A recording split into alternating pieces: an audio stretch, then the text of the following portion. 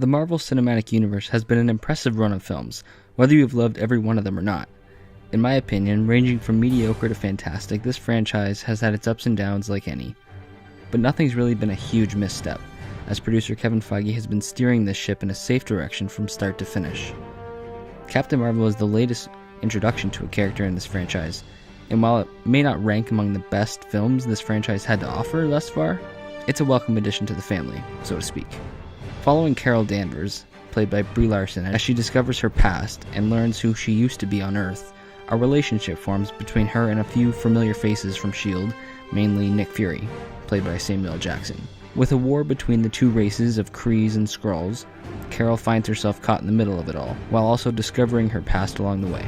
Filled with enough energy to keep you engaged from start to finish, this is a breezy addition to the franchise as a whole. Sadly, I don't feel this film explored any of the characters enough, and it really did feel like a stepping stone for a larger story to be told in the future.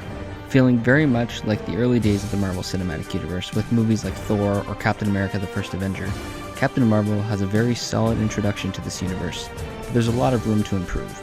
Brie Larson delivers a solid performance here, and I look forward to seeing more from this character in future installments. But I wasn't blown away by any means. Aside from an interesting backstory, she really isn't given anything to do, and almost seems unbeatable, which is kind of a drawback for future stakes that may arise. Brie Larson and Samuel L. Jackson's chemistry is easily the biggest highlight of this film, and will probably keep even the uninterested fans entertained. Captain Marvel gets off to a very messy start throughout the first 20 minutes.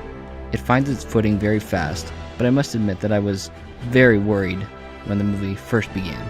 The way her past is quickly thrown in and jumbled around to set up the rest of the film, it felt a little rushed to me, but the whole movie does slow down to a nice pace once she crashes down to Earth. It's not that I have a lot to complain about here, but there was truly nothing special that wowed me about this film, which was disappointing, considering it's the final film that leads to the culmination of the last 10 years with the upcoming Avengers Endgame.